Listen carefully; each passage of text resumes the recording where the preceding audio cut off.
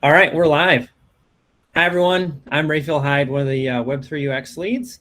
And these are our weekly chats with people from industry. And today we have Geoff Renaud with us from Invisible North and Renaud Partners. So I'm going to do a quick intro, Geoff, and then we'll jump right into it. Awesome. So I'm really stoked for this conversation because Geoff is behind probably one of the most well-known projects that I think has happened in the last calendar year, which was the NFT drop at Coachella. And so Geoff has, I guess, in his career, currently is the CMO and co-founder of Invisible North, which is a Web3 agency behind a bunch of huge projects that we'll go into. He's the founder of Renaud Partners, and also, as I mentioned, Web3 at Coachella. Before that, was doing marketing at Coachella and was a Web2 marketer. So all that being said, so Geoff, where are you calling in from today? Hey, I'm actually up at our ranch in Bozeman, Montana, where we escaped from Austin in the summer. So I'm up on a ranch. Very cool. Is anyone here also based out of Austin or Montana? I'm always curious. Montana's probably pretty slim. Not too many of us. Gotcha. Well, so Geoff, I'm curious kind of how you got into Web3. We've chatted about this a little bit, but for everyone that's listening, I know you have kind of a career from Web2 and you worked on a bunch of enterprise client work. So can you give us a little snapshot of what that journey was like? Yeah, absolutely. There was sort of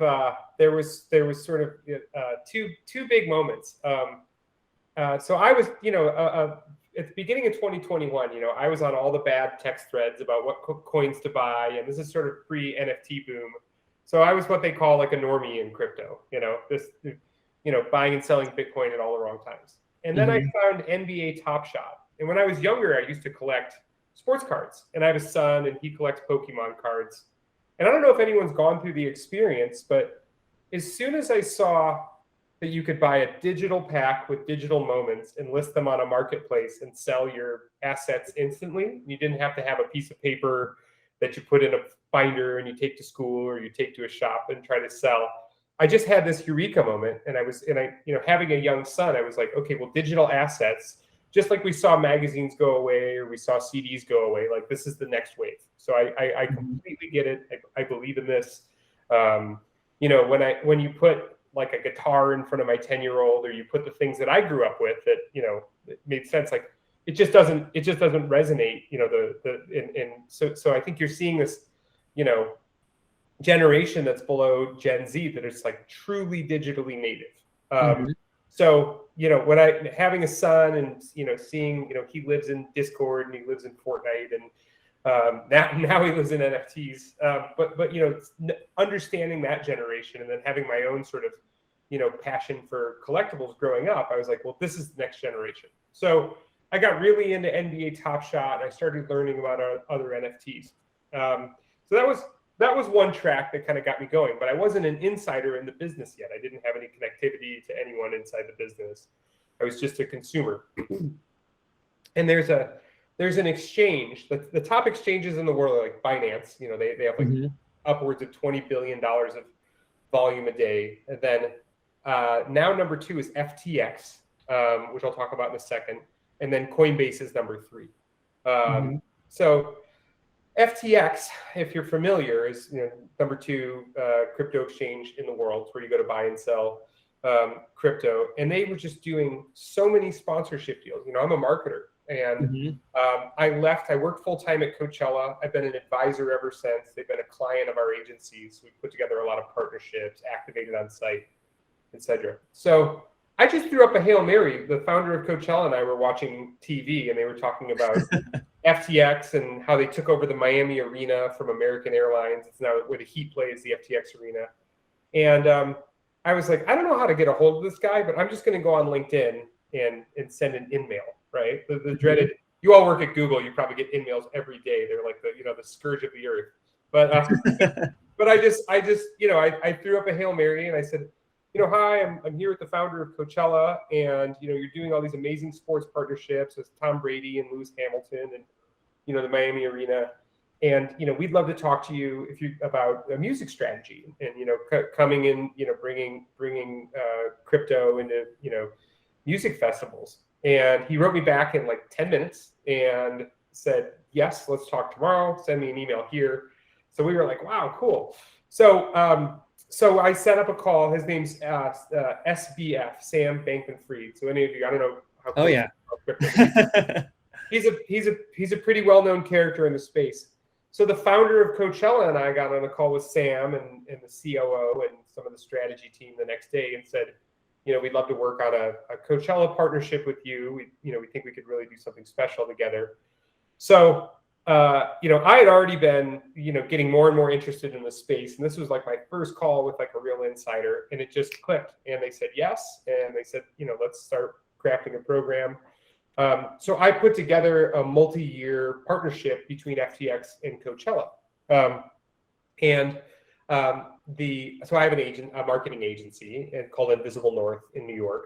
And coincidentally, my business partner and her husband were getting really into crypto. I think they had my timing might be a little bit off here, but they just started getting into NFTs, and they didn't mint Bored Apes, but like right after Bored Apes came out, they bought a bunch for cheap. And then also coincidentally, my partner Amber and I own Invisible North, and we have a head of strategy. He's almost like our number 2 person in the company. Mm-hmm. And his husband is the CFO at Consensus, not the festival Consensus that CoinDesk puts on, but Consensus, they're like the sort of studio for all of the Ethereum tooling. So they make MetaMask and everything else. So I looked up. Now we had FTX as a client. My business partner had been red pilled in. Our head of strategy was like married into crypto royalty, and I was like, and I just woke up one day and I was like, I had an epiphany. I was like, let's go for it.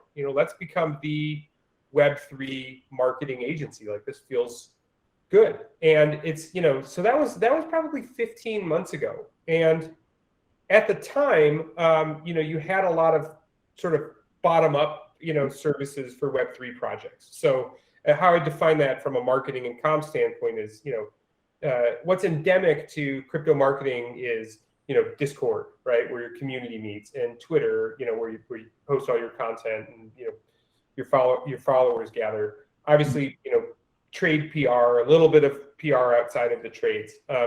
So Invisible North didn't do any of that. We actually focus on what I call like top-down marketing. So which is, big experiences, content, outdoor campaigns. So we were the first agency that I know of, almost certainly, that transitioned from, being Web2, Fortune 1000 marketers into, we kept that, but then we also picked up an entire book of business for native crypto brands. So we're now, our clients are the exchanges. So we work with Coinbase, and we work with FTX is still a client. We work with the different blockchains, layer 1s and layer 2s, Algorand, Solana, Boba, Optimism, Terra. Not Terra. We were about to work with Terra. That's another story. And then we work with MoonPay and Ledger. So that's sorry, that's a little bit of a run on, but that's what happened. I reached out to SBF, tried asked them to put together a partnership with Coachella. It worked, and then as soon as we raised our hand and said, "Hey, we're fluent Web3 marketers," things just ran. So it's been a crazy kind of hockey stick growth year for us. We tripled our revenue once we made the transition. So.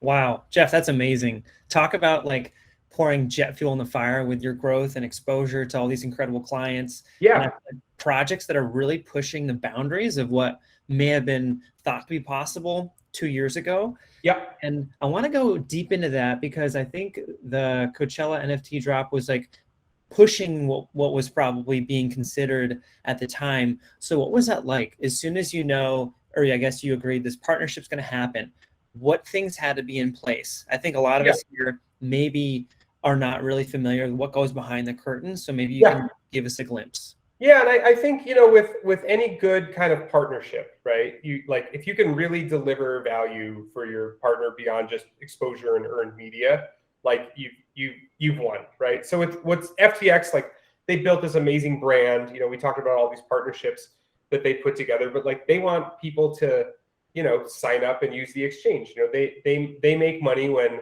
any of us buy and sell Ethereum or Bitcoin or Solana or whatever else. So we had to look at, you know, it was like an exposure play for them, and then it was also, you know, how do we drive like adoption? How do we drive downloads, and how do we drive funding and users? So we put together a pretty fun program, and there was 2 tiers to it. So our kind of big flashy one that you may or may not have seen, I can pull up.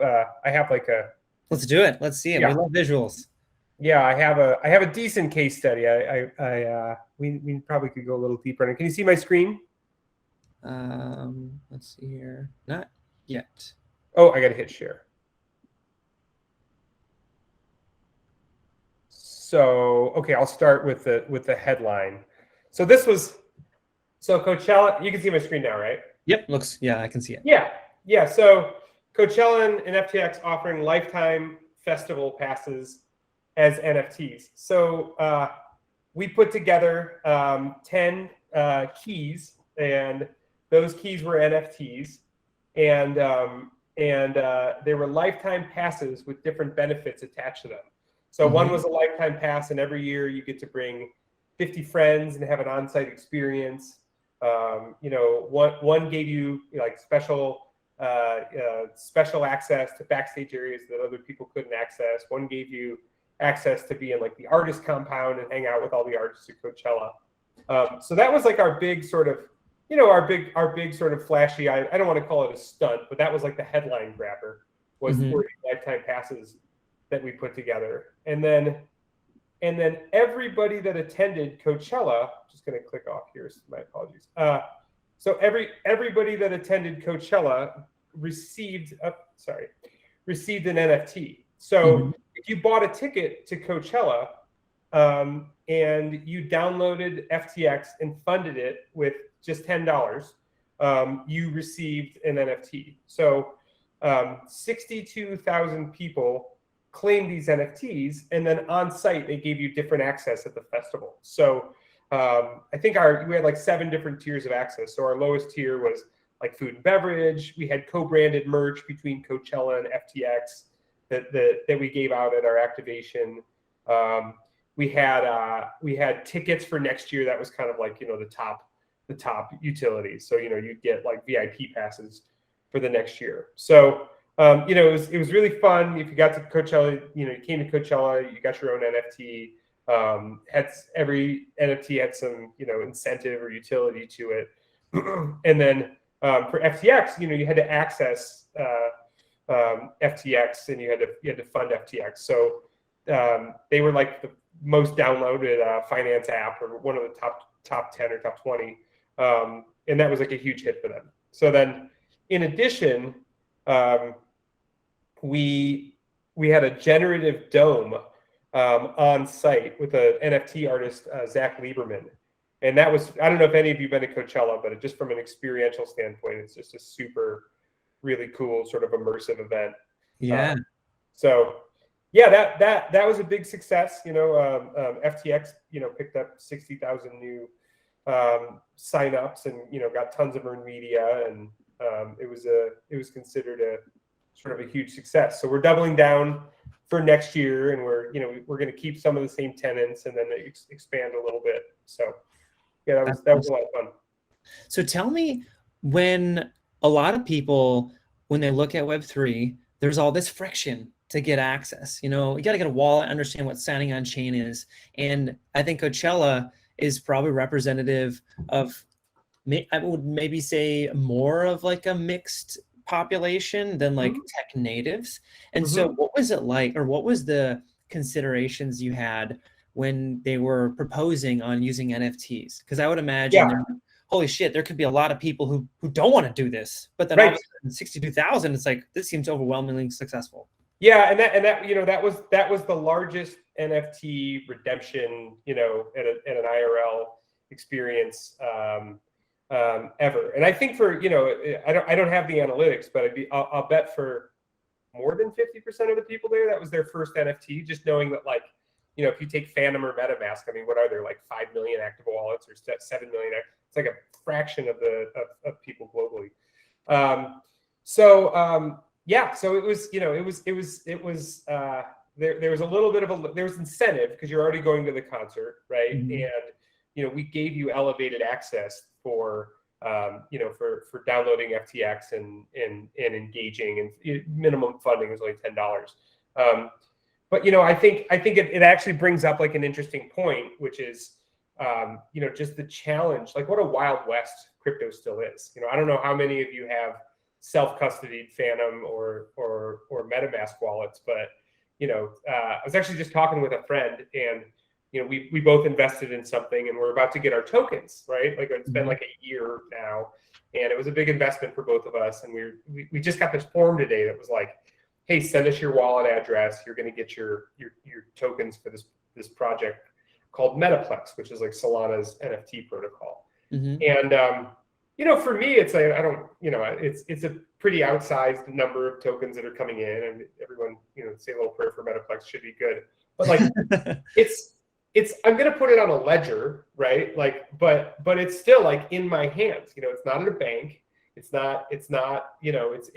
There's a seed phrase between me and millions of tokens, right? And if anyone gets their hand on that seed phrase, it's vapor, right? Yeah. So I think like, just kind of veering off from Coachella for a second, but like, I think one of the interesting challenges long-term for mass adoption is that like, if things are going to be perpetually self-custodied,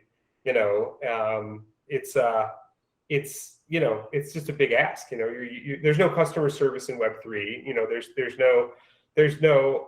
I'll actually give a confession. I clicked on something. I had an Artifact clone. I don't know if any of you are familiar with Artifact's, the company that Nike bought. And I had an Artifact clone NFT, and on my birthday about a month ago, I clicked on a Moonbirds, which is another big NFT, verified Twitter account. It had 400,000 followers. It was verified. And the pinned tweet was like, hey, click here. We're going to release more Moonbirds. So I clicked it. I paid the Ethereum gas fees. It was like $5 of gas. I was like, oh, $5. And boom, my clone got hacked, got stolen. It was like I don't want to, probably 40 Ethereum.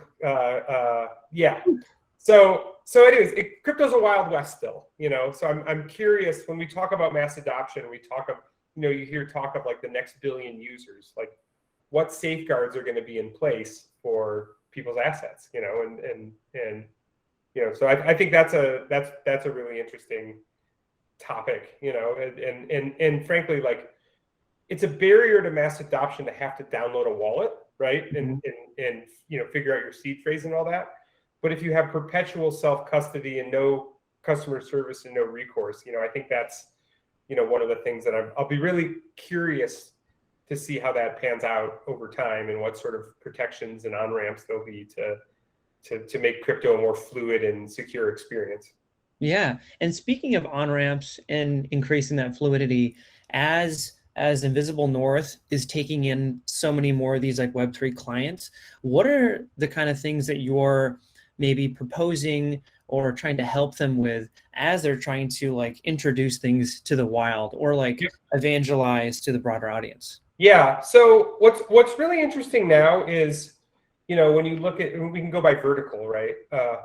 If you look at, I'll actually show you. I'm going to go back to screen share. I want to talk about NFTs first. Give me just a second. Perfect. I think this is an interesting. Thanks for having things to share. Really yeah, absolutely. Conversation. Okay, so for you NFT fans out there, I use CryptoSlam. Most people I know use CryptoSlam, and this shows your top NFT projects by daily volume, right? So you see Bored Ape in here, and I'm sure CryptoPunks, they're a little down right now. CloneX is the one that Nike bought. Don't look at number 8. I don't know what that is. It's strange.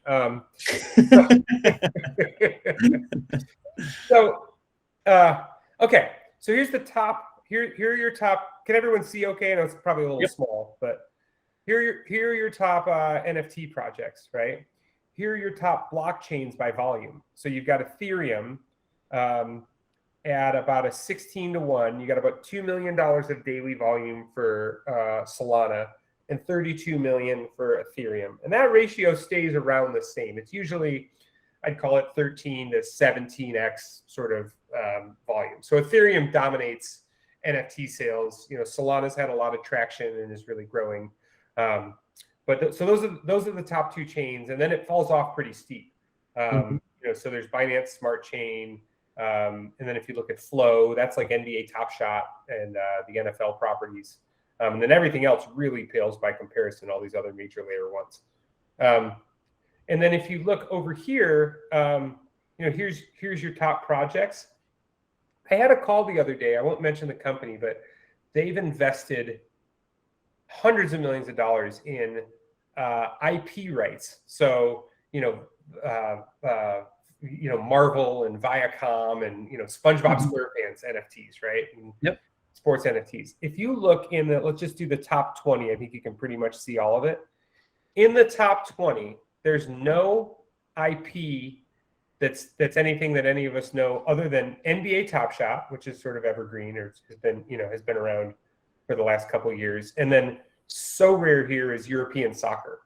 So where I'm going with this is like from an NFT, I was going to break down sort of, how I work with different people or how we approach, different projects. So from an NFT standpoint, you're really still at a place where the overwhelming majority, 99% of the volume is coming from crypto natives. You've got a wallet, you've got a self-custody wallet, you've transferred your cash into crypto and you're on an exchange or a decentralized exchange. So the NFT audience, there's companies out there that are, that are trying to, make big IP sort of NFTs a thing, but it's just this entire new class of like creator and this entire new class of IP. And the interesting thing is it's not really changing, So I think on the NFT side, like you're still talking to natives, right? You're going to see brands come in and, and try to get NFT adoption.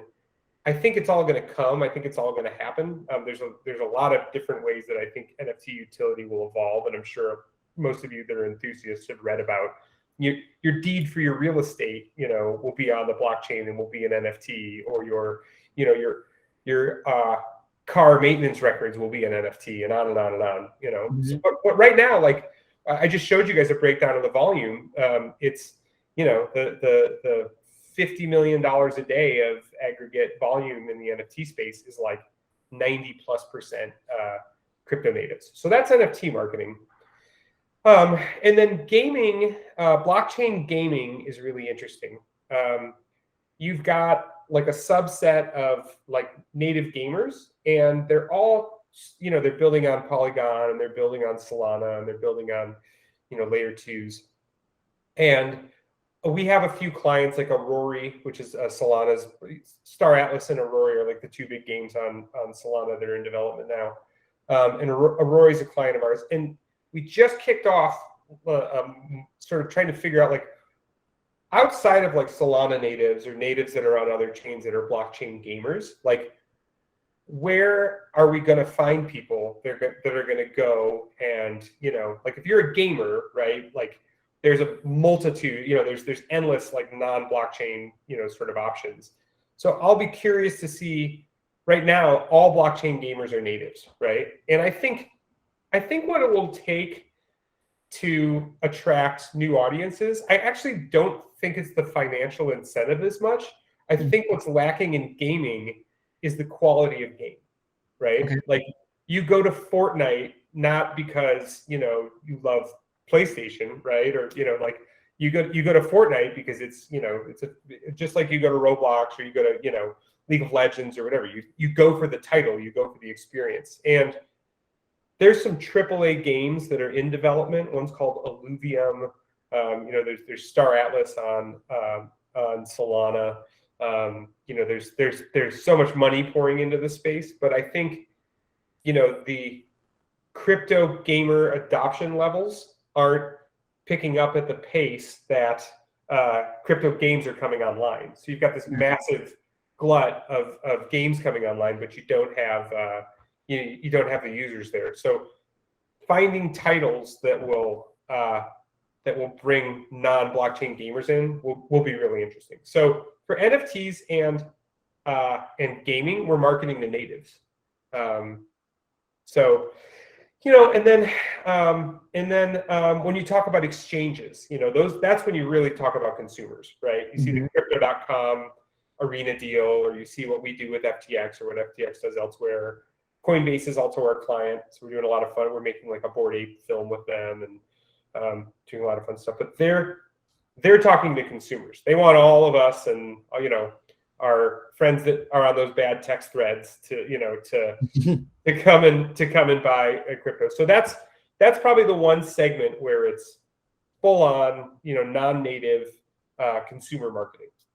Gotcha. And so that being said, how has that like evolved the services of your business?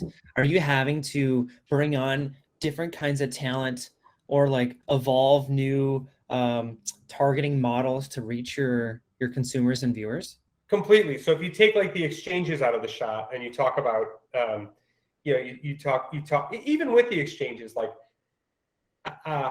if you are into, I don't know how the level of enthusiasm here, but like I was to pick the medium, like most people have a decent understanding of Web3, right? And those of us that are like Raph, I'm sure you're like a little more active, Yeah, like this is an active group probably. I think the audience here is pretty we're in deep. Okay, good. Yeah, so I'll speak in not low. Okay, thanks, Simon.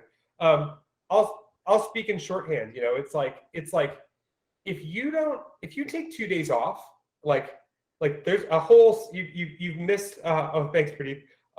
You've missed a whole cycle, right? Like if you've taken 2 days off, like you're out of the mix. I've never been in an environment like this. When I was younger and I worked at Coachella and we had to keep up with every band and every DJ and like that was a lot of information and you had to have your finger on the pulse, and we did a good job at that.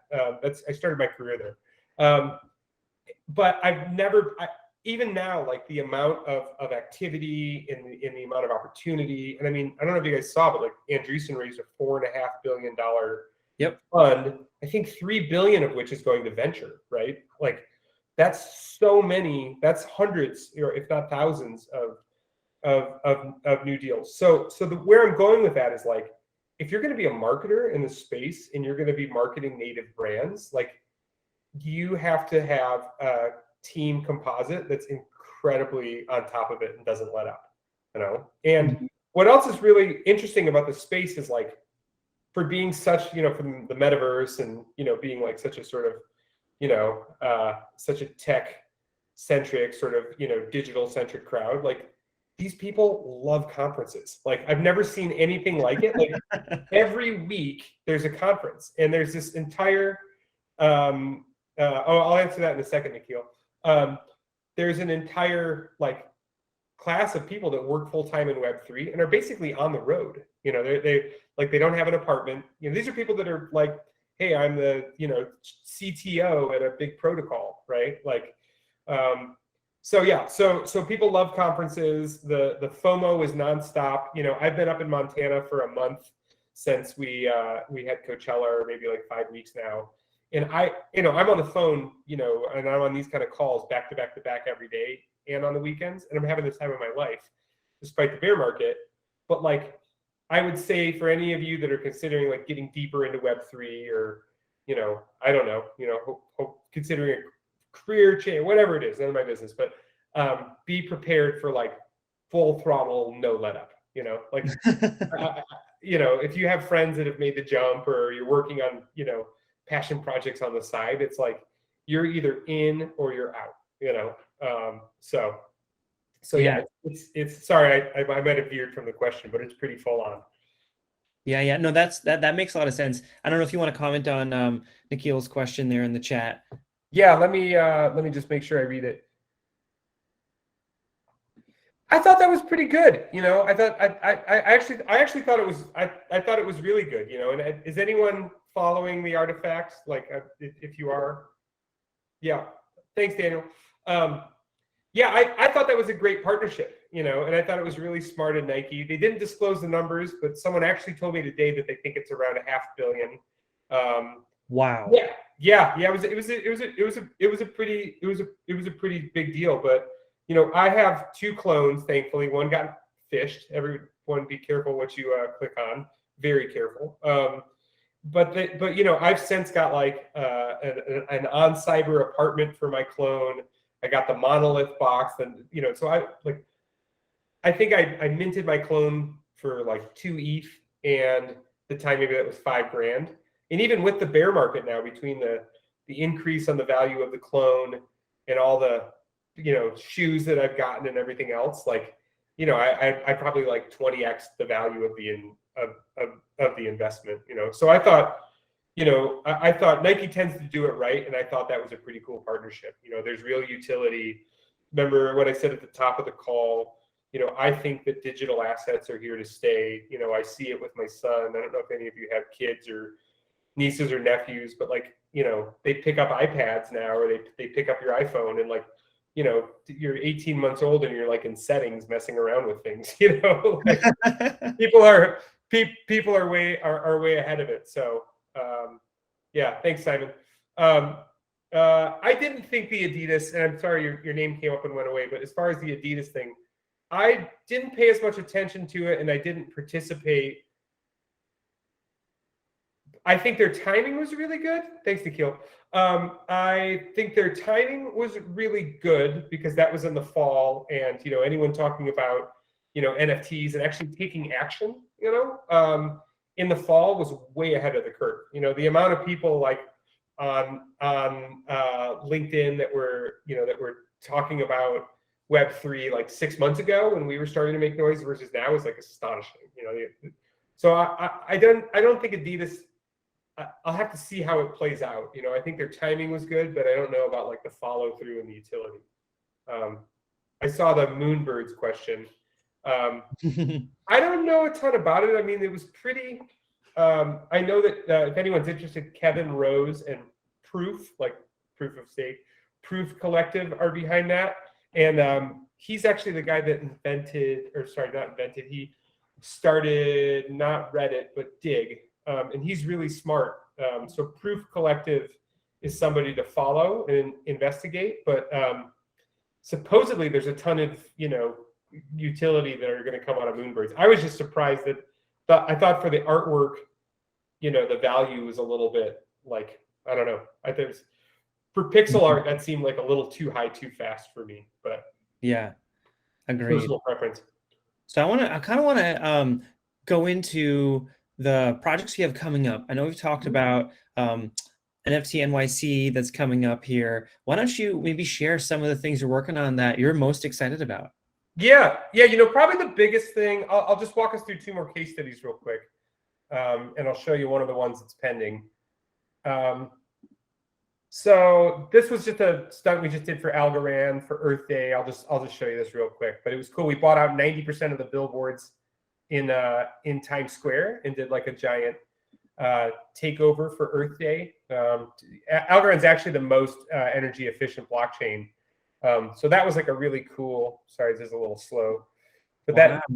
So we just did that. And then we had this kind of manifesto, and we took over all of Times Square, and then Times Square went dark for like a minute, and then we turned the lights back on. So that was really cool. And that was just in the trades. Question about that project, if you're allowed to share. What does it cost to buy out all the digital space on Times Square? Yeah, I'm okay with it. That was like more than a couple $1 million. It was like somewhere between 3 and 5. Wow. So it's like Super Bowl commercial or a minute of Times Square digital space. yeah, exactly. That was a big like we're in media moment. So this is actually our next kind of big thing that should be in the trades. We're the agency for Coinbase's NFT launch. And I think it's going to take a while for Coinbase as an NFT marketplace to take off. There's a little bit more to that story we can talk about maybe another time. But what was very cool about Coinbase's approach was that and this OpenSea didn't do this, is they're actually putting money into creator collections from a marketing standpoint. Mm-hmm. So they're spending money, like if you're launching a high profile project, or you're a creator collection that exists, and you want to do, you don't want to spend your own treasury, but you want to do some interesting marketing. Coinbase said, all right, great. Well, as part of our NFT sort of launch strategy, we're gonna put money into this. Like, if we all collectively decided that we were going to make an NFT collection and we went to OpenSea, they'd say, like, or Solana, like Solana would say, great, here's our Metaplex tooling, have at it, go ahead and, put together a collection. OpenSea doesn't give any money to market secondary collections. So anyways, Coinbase did, and at NFT NYC, we'll be launching the first of what's called the Degen Trilogy, which is it's a trio of short films that we're making with a Hollywood studio for Bored Ape, funded by Coinbase. So that's probably like our coolest project that we have coming out. So gotcha. And obviously share what you can, but no, not necessary. Will this be like a fractionalized ownership sort of NFT sale for the this is just a film, but if you were a Bored Ape owner, you actually got to audition your ape. So we had you could submit your ape and like write a little. We gave you kind of like some teaser about what the premise of the film is about, and then you could audition your ape to be like part of the film. Because as you all probably know, if you own your ape, it's a Creative Commons 0, so you own the IP to it outright.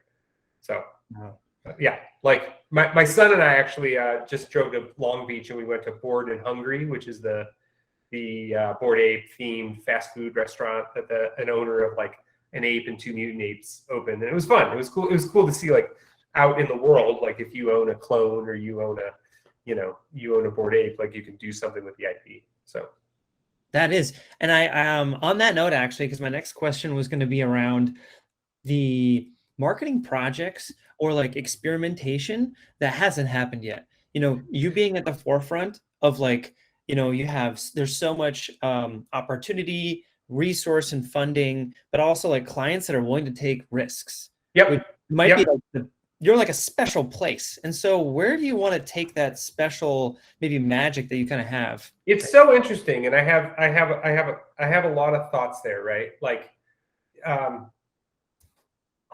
me answer the question first, and then I'll elaborate on why. So, it's just, I've never been in an environment where things change so fast, right? Including asset prices, right? Yeah.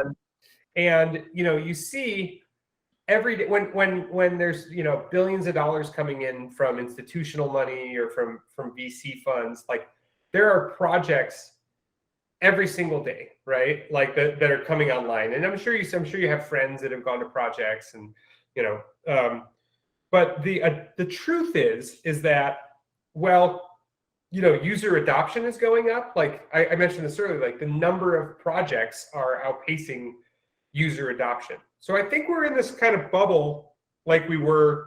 I wasn't in business. I'm 44, so I'm not young, but I wasn't in business, paying attention to the market during the .com bubble. I was like in school, and I was, but I can't imagine we're not in some sort of cycle like that, where you've got all this money coming in, you've got all these projects, and you've got all this energy and these crazy valuations, but you don't have the users.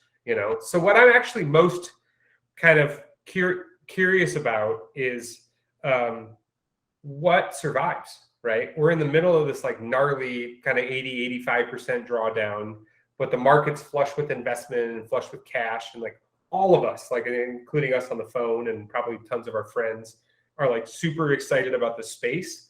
But not everything's going to survive. And there's things that I invested in, I wrote little checks in, and they get, really cool, clever projects. And maybe a year ago they got funded. They had a 2-year runway. And like, I get these investor updates, and it's like, hey guys, we've got, 1,800 users and $1 million in the bank. And, I don't want to sound pessimistic, but just to make a point, like, I think what's actually intriguing me, I guess that's probably the word right now is like, what survives? Like you have your pets.com and your amazon.com. And I'm sure there was a moment in time, 20 whatever years ago, where where you just thought they'd both be these, giant businesses forever. And like pets.com hasn't existed in 21 years or whatever. And, we all use Amazon every single day, so I think for me, like as a marketer, that's really interesting to me as a marketer and an investor and an advisor that's really proactive in the space. Like that, seeing what shakes out is really interesting to me, in seeing what actually provides like ongoing value and utility. That's interesting to me. And then, I think that's probably the big thing that I'm really looking at is like, where does this actually go? And what's scary and exciting is that like none of us know, like this is a complete new frontier. And I think that's why, like, look, I'm sure all of us that have Coinbase or MetaMask or money, if you look at your account right now, like everything is down, like you can't escape getting creamed right now, but we're all like, give me more, like I want to get deeper into the space and I want to know more. And I think that's because there's just, I've never been part of something where there's so much sort of blue sky, blue ocean, as far as like opportunity, and it's undeniable that there'll be utility and, use cases that'll like affect our lives. It's just like, what is that? Who knows? So. Geoff, thank you so much for joining us today. This was super fun for me. I hope everyone else enjoyed it. I'm sure they did. So thank you so much for your time. Yeah, great meeting everyone. And any of you, Rafe has my info. Like, hit me anytime if you want to talk shop or need any advice or anything. And let's stay in touch. Thanks for organizing this. Absolutely. Thanks a lot, Geoff. Thanks, guys. See ya. Bye. Bye.